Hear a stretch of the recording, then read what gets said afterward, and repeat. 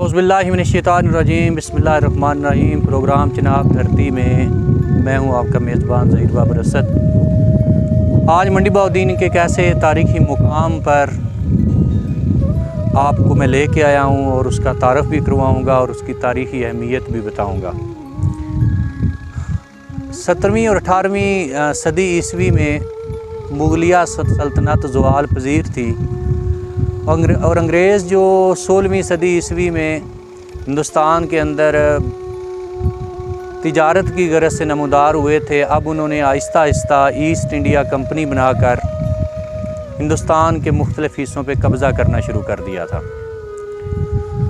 1799 तक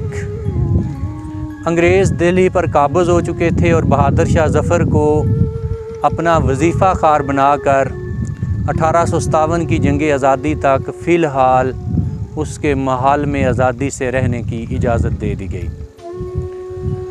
दरियाए सतलुज के उस पार अंग्रेज़ अपनी सफ़ें दुरुस्त कर रहे थे और सारा इलाका उन्होंने अपने कब्ज़े में लेकर अपनी अमलदारी कायम कर ली थी, जबकि दरियाए सतलुज के इस पार रंजीत सिंह ने मुख्तलिफ़ फ़ौजों को इकट्ठा करके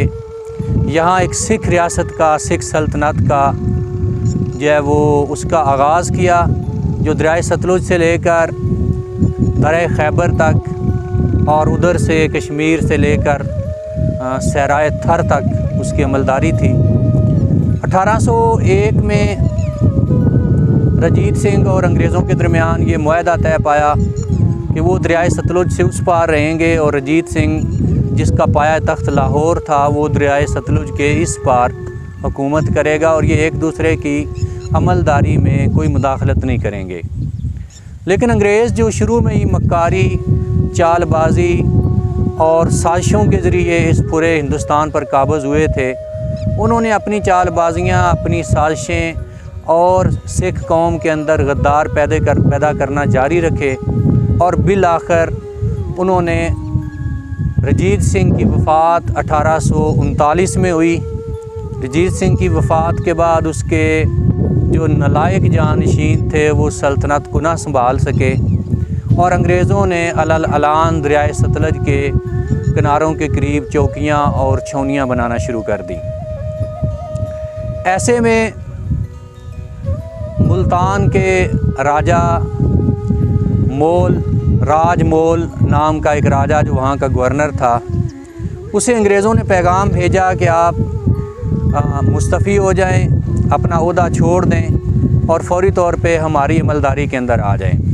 राजमोल ने इस बात से इनकार करते हुए बगावत का ऐलान कर दिया,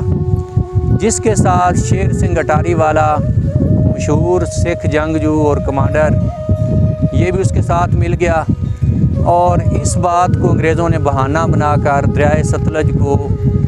पार करने का प्रोग्राम बनाया और फिर दरियाए सतलुज को पार ही नहीं किया बल्कि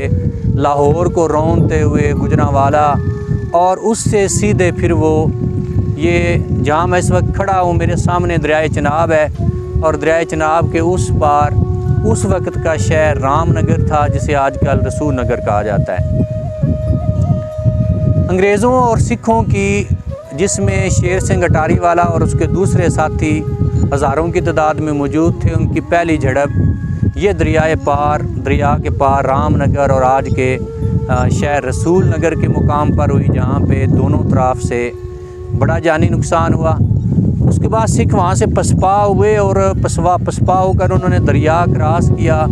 और दरिया क्रॉस करके जिस जगह मैं यहाँ खड़ा हूँ ये वो दूसरा मुकाम है जिसको हम सादुल्लापुर का ये गांव है। मेरे एक साइड पे, इस साइड पे लौंग है और मेरे इस साइड पे सादुल्लापुर है और मेरे पीछे आपको अंग्रेज़ों की बनाई हुई एक सलीब नज़र आ रही है, जिसको यहाँ मुकामी लोग जो हैं वो कत्लगढ़ कहते हैं। और यहाँ पे ये सलीब अंग्रेज़ों ने अपने दौरे हुकूमत में बनवाई और यहाँ पे सलीब के ऊपर क्या लिखा हुआ है, यहाँ कितने लोग इस झड़प के अंदर, चूँकि जो ही सिखों ने, शेर सिंह अटारी वाला ने ये दरिया चिनाब क्रॉस किया और यहाँ पहुँचा तो यहाँ पीछे से अंग्रेज़ भी पहुँच गए और उनके दरमियान यहाँ पे गुमसान का रन पड़ा। और काफ़ी कत्लो गारत हुई, जिसके बाद सिख यहाँ से पसपा होकर वापस निकले दरियाए झेलम की तरफ और चेलियांवाला के मुकाम पर फिर वो तारीख़ी लड़ाई लड़ी गई जो कि कई दिन जारी रही और जिसमें हज़ारों की तादाद में दोनों तरफ से अंग्रेज़ भी और सिख भी काम आए। लेकिन आज हम आपको वो मुकाम दिखाना चाहते हैं सादुल्लापुर का, जहाँ पे रसूल नगर के बाद सिखों और अंग्रेज़ों की यहाँ पे झड़प हुई और यहाँ पे काफ़ी सारे फ़ौजी मारे गए। और क्योंकि बाद में इक़्तिदार अंग्रेज़ों के हाथ आया और उन्होंने अपने दौरे हुकूमत में यहाँ पे एक यादगार कायम कर दी। यहाँ से ये तो हमें पता चलता है कि यहाँ कितने लोग कत्ल हुए अंग्रेज़ों के, लेकिन ये समझ नहीं आती कि सिखों के कितने लोग कत्ल हुए। तो चलते हैं, चल के उसको करीब से इस कत्लगढ़ को, जिसे मुकामी लोग कत्लगढ़ कहते हैं और अंग्रेज़ों की ये सलीब उनके मज़हब की निशानी भी है, तो उसको देखते हैं। और वहाँ पे एक तख्ती के ऊपर इस सारी जंग की डिटेल भी लिखी हुई है, तो उसको देखते हैं।